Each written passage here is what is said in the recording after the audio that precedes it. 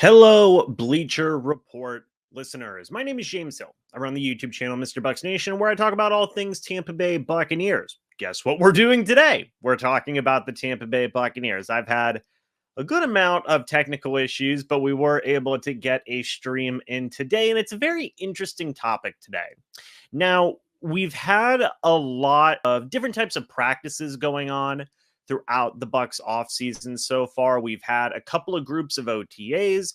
We've had a mandatory mini camp, and now we are getting our way on to training camp coming up here soon. So that's going to be the big one, right? Where different position battles are going to be taking place. Guys are going to be battling for roster spots, for starting positions, everything along those lines. And I thought it would be a good exercise today to give you guys a bit of a primer, a bit of guys, go over the guys who have the most to prove for the Tampa Bay Buccaneers this upcoming season. These guys who are going to have a lot at stake in training camp and possibly beyond if they do make the roster. So let's go ahead and dive right into it. The first guy I feel like it's important to talk about is Jamel Dean. Jamel Dean does have a lot to prove because he is the main cornerback left here for the Tampa Bay Buccaneers in terms of that starting duo of Jamel Dean and Carlton Davis. Carlton Davis is gone. He has been sent over to the Detroit Lions.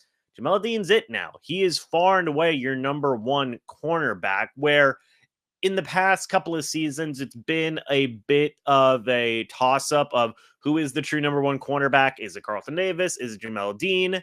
Really didn't know. Well, now it's Jamel Dean. He is your number one cornerback. And after that, you have a bit of some question marks there, right? Yes, you have veterans like Bryce Hall. Zion McCollum is a little bit of a veteran at this point. Tavierre Thomas is a veteran in there as well. But all things considered, Jamel Dean is far and away your most experienced cornerback in terms of starting capabilities.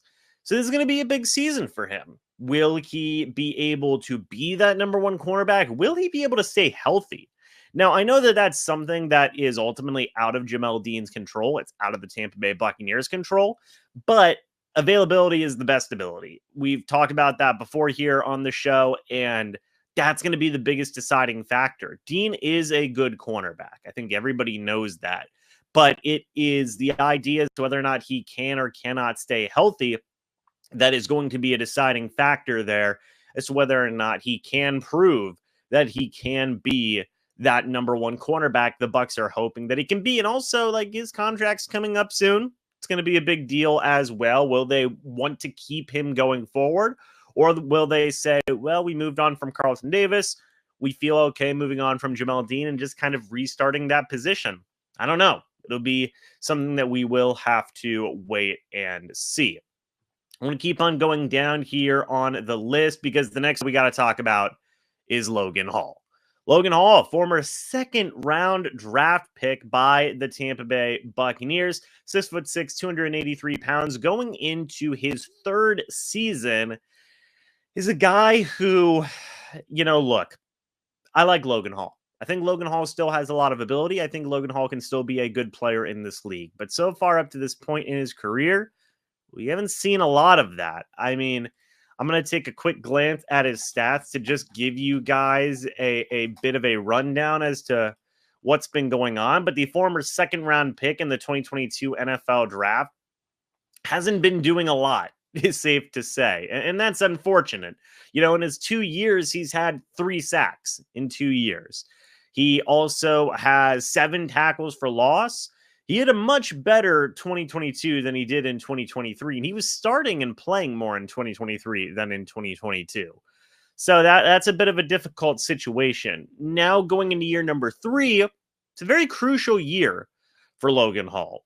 I say that because, if things don't go well this year, the Bucs may very well look in a different direction. I don't necessarily think that Hall would be benched throughout this year because, quite frankly, the only guy that you really could see playing over Logan Hall at this point is a guy like Will Golston. Maybe you see Greg Gaines in there a little bit more as well, but I would call is kind of on thin ice and needs to show improvement, needs to show like, hey, you guys took me in the second round for a reason. I can be a productive player on this football team. I can be a guy who can make a bit of noise, maybe in the pass rush, maybe be a bit of a guy as a run stopper as well. And I hope that's the case. I want to see Logan Hall succeed. The Bucs obviously want to see him succeed as well. I think he's got good size and good ability. You know, I mean, goodness, he's basically, you hope he's the next Will Golston, right? A guy who can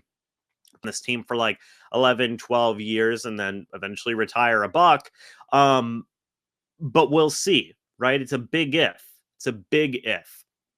But this upcoming season is going to be very important because if things don't go well, do the Bucs maybe look to say, okay, we've got to figure out what our options are next season? Not even in terms of moving on from Hall, but in terms of getting another starting defensive lineman who can probably start over Hall if things don't go well. I don't know. It's going to be an interesting situation. Happy that these guys are up here because Ben Bredesen is on this list. And then you've also got Sua Opeta in there as well. Now, interesting situation with both these guys. First, talk about Ben Bredesen. Ben Bredesen is a guy who has been this offseason for the Tampa Bay Buccaneers. Now, the Bucs had a bit of a rotational cast last year at left guard. You had Aaron Stinney starting at left guard at some point. You had Nick Leverett starting in some points at left guard as well. It was a bit of a, who's who, bit of a rotational door of different guys starting, right? That was the situation that was going on. Meanwhile, over with the New York Giants, Ben Bredesen was starting every game for the Giants at left guard in 2023. Now, I believe his Pro Football Focus grade was not the best in the world. I think it was like a 50 something or a 60 something, but I do think it is still notable that Ben Bredesen is a guy who has played and started in all 16 games at guard as recent as last year. It's notable in my opinion, and it's something worth mentioning. He does have a good array of experience. He also played in 11 games, started 8 games in 2022. So, I mean, in terms of overall experience, starting 25 games in his career at guard, that's a pretty good thing. He was also drafted by the Baltimore Ravens, a team that, in my opinion, is basically an offensive line factory in years past. I think that's good as well. But the former 4th-round draft pick is a guy who, does offer some interesting upside, has some very good starting ability recently, and is going to be competing for that starting left guard job. Who is he going to be competing against? Well, he's going to be competing against Sua Opeta, another guy who last year was also on an NFC East team where he was playing for the Philadelphia Eagles, another team, much like in the case of the Baltimore Ravens, I feel is basically an offensive line factory. The Bucs also brought Sua Opeta in this past year, and in terms of starting capabilities, Sua Opeta has started 10 games. Now, Ben Bredesen obviously has the edge there, starting 15 to 16 more games than Sua Opeta. What's really interesting to me is Sua Opeta has a lot of versatility. He's played both tackle and guard at the NFL level here in his first 4 years in the league. The former undrafted player, again, made a name for himself with the Eagles, was still a consistent backup to the point where he would eventually be a fringe starter for this team. And it's very interesting, right? I do see a quick comment here. I want to address this. I thought they were looking at Elijah Klein at left guard. It seems like that's not going to be the case. Todd Bowles said recently that 2 players that have impressed him throughout this offseason so far were Ben Bredesen and Sua Opeta. So if I had to guess, I'm going to say that both of those guys are the front runners for being the starting left guard for this team, if I had to guess. And it's, I'm going to be curious to see who wins out here because you've had situations so far in practices where Sua Opeta will be the team's starting left guard, and then Ben Bredeson will be the team's starting left guard. So I believe that this is going to be a battle that's going to go all the way till the end. And I feel like it should. I feel like it should. May the better man win. Both these guys still have a lot to prove because, quite frankly, both these guys, in the case of Ben Bredeson, is coming off of a season where, yes, he was a starter, but still needs to prove that he can be a quality starting left guard in this league. Sua Opeta has never been a full-time starting left guard in this league. That's a big thing to prove, right? Can he be a full-time starting left guard in this league? That's going to be a big question. That's going to be a big battle, but arguably one of the biggest, if not the biggest battle of training camp coming up. So it's going to be 1,000% worth paying attention to. And I'm going to be curious to see how these guys get along in terms of that battle. Next, I want to talk about Chase McLaughlin. I'm a big fan of Chase McLaughlin. I want to make that 100% clear. This is a guy who was so fantastic last year. I mean, one of the best kicking seasons for a Buck possibly ever in terms of just overall ability, like Super Bowl-esque kicking from Chase McLaughlin, right? From a guy who has been on a lot of teams, by the way. He just real quick note: Indianapolis Colts, Cleveland Browns, Jacksonville Jaguars, Los Angeles Chargers, New York Jets, San Francisco 49ers, and the Tampa Bay Buccaneers. He has been on 7 teams in his NFL career. That is only in 5 years. 7 teams in 5 years for Chase McLaughlin. That's the story of the kicker, man. It just is. But Chase McLaughlin may have very well found his home here with the Bucs. I think that last year was far and away his best year ever as a kicker. A 93.5 field goal percentage was just fantastic. You also take a look at just what he was able to do in terms of hitting extra points, 100% on that. You then also take a look at field goals from 50 plus, attempted 8, made 7. Like, Chase McLaughlin was on one, dude. Chase McLaughlin was on one. What he has to prove is, can he keep it up? Was this an outlier of a season for Chase McLaughlin, or will he be able to keep consistency? I hope so. I hope Chase McLaughlin has found his long-term home here in the NFL. He's still very young, only 28 years old, and I want to see this guy succeed. I want to see this guy be the long-term kicker for the Bucs here, right? I feel like, golly, he's moved around enough. 7 teams in 5 years. That's a good bit. But he played the most games in his career here. Well, most games in his career here with the Bucs. He played 16 games for the Colts, 16 games for the Browns, and now he's, hopefully got his long-term answer here with the Bucs. I hope that's the case, man. I hope that's the case because I like McLaughlin. What he did last year was absolutely fantastic. Maybe he was able to finally piece it all together. We're going to have to wait and see. But he has to prove, can he stay consistent? Can he be that guy going forward? Real quick, I'd say Opeta didn't start because the Eagles have an outstanding offensive line. That is true. That is true. So it's going to be an interesting thing to make a note of there to see if Opeta can finally break that mold going forward. I'm going to be curious to see that as well. Next, we got to talk about KJ Britt.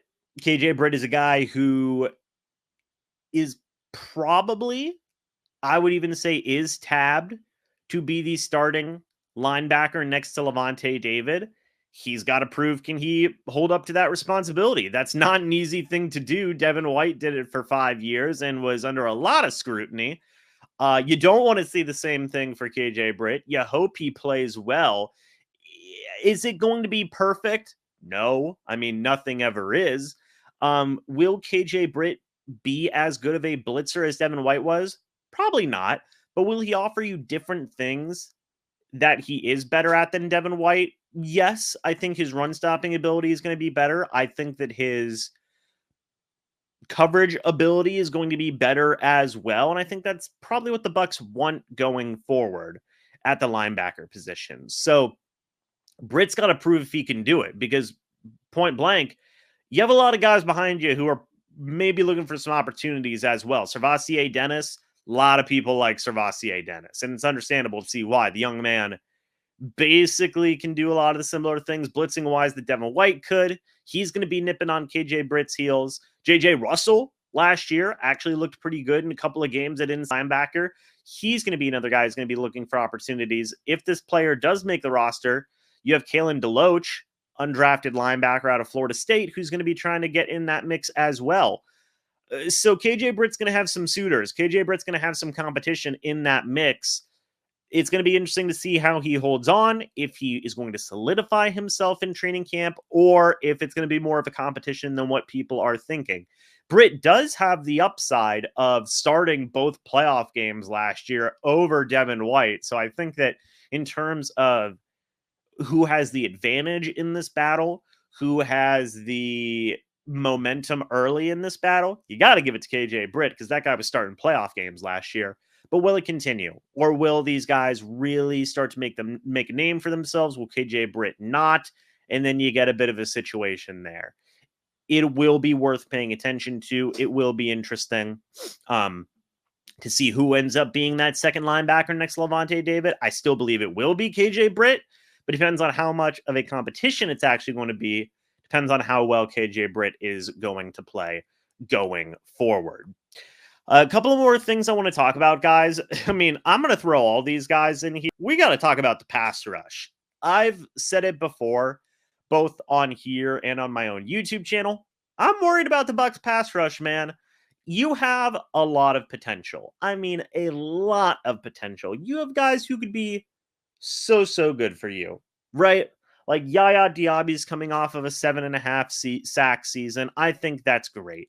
You have Joe Trine-Shuinka, who you have the hope of Todd Bowles saying like, oh, I finally know how to use him. What does that mean? I don't know, but it could be very interesting to see him line up in a lot of different types of places. Are we going to see him as an inside linebacker? Are we going to see him as an outside linebacker? Is he going to get his hand in the dirt? I don't know, but that should be fun to see. You've got Marquise Watts, another guy who, you know, young player, showcased some stuff in preseasons past, might be a guy who could make this roster. You've got Chris Braswell, the former second-round draft pick, literally the most recent round draft pick, at 6'3", 255. Like, you have young guys who have a lot of ability, right? But does that guarantee success? No. And this pass rush has to prove that they can be successful. You have to see one, probably two of these guys really assert themselves as a consistent pass rusher for this team. Yes, the Bucs pass rush did well last year, but that was relying on so much blitzing. And I know Todd Bowles lives by the blitz, but you obviously want to get pressure without having to blitz a ton. And that's going to be a big question for the Bucs. Can they get pressure without blitzing? Can you rely on these young pass rushers to get pressure without blitzing a ton? That's going to be an interesting question. Yaya, Braswell, those are two of the top guys. JTS, throw them in there as well. Those are the three top guys just on paper. You do have a veteran in Randy Gregory, but he's not even showing up to practice right now, which is a really different situation. He's like going through some litigation and whatnot, and it's it's unexcused absences though, right? Is an important thing. You have a veteran in Anthony Nelson, but he's been just a rotational guy throughout the entirety of his career. You need JTS, you need Braswell, you need Yaya Diaby to carry the outside linebacking portion of the pass rush. And that's a big if. And that's a lot to prove. That's a lot to prove. So I'm going to be curious to see if those guys can actually do it. If those guys can be players who can really assert themselves in that pass rush and really be able to be consistent. That's be consistent without blitzing. That's the biggest question, right? That is the biggest question. Guys, there's a lot of other players to talk about. I mean, a lot. You've got Trey Palmer in there, who's going to have a lot to prove. You've got Jalen McMillan, who you can throw in that mix as well. You've got Cade Otton, which, there's always going to be that question of, can he solidify himself as the number one tight end? Golly, you've got running backs like Bucky Irving. You know, people are kind of hot and cold on that draft. Can he assert himself as a backup running back in this league? Rachaad White, can he continue to be a starting running back in this league? Baker Mayfield has a lot to prove because, you know, a $100 million quarterback now. He is the franchise quarterback for the Tampa Bay Buccaneers. I'm going to end it off with him. I mean, can you see consistency with Baker? My answer to that would be yes. I really do like Baker. I like his ability. I think that going forward, he's a guy that will integrate well in the Liam Cohen offense. And I think that we will see consistency with Baker Mayfield. But I think that. I don't know that. That's a big question. That's the big question. Arguably, the guy with the most to prove is Baker Mayfield, right? You know, can he be that $100 million quarterback? Can he be the franchise guy for your football team? That's the biggest question of the entirety of the Bucs right now. The Bucs are paying him like a franchise guy. I think he can be, but I know there's still a lot of doubters out there. Baker is going to have to prove those doubters wrong continuously, time and time again, and he's going to have to keep it going. But I have a lot of faith in Baker. I think he can do well, and I think he will prove that he can do it. Real quick note, Braswell has no word on how he's looked, good or bad. Seems like a lot of those rookies are just getting into the process right now. But that's it for me, guys. Again, my name is James Hill. I run the YouTube channel MrBucsNation, where I talk about all things Tampa Bay Buccaneers related. If you guys like these live streams, make sure you check out everything here on the Bleacher Report app, where you can not just see myself and Tampa Bay Buccaneers content, but NFL content, MLB content, NBA content, and everything else in between can all be found here on the Bleacher Report app. Guys, thanks so much for watching this live stream. Hope you all enjoyed. And as always, guys, I will see you all in the next video or the next live stream. But until then, and as always, guys, goodbye for now. See you soon, and go Bucs.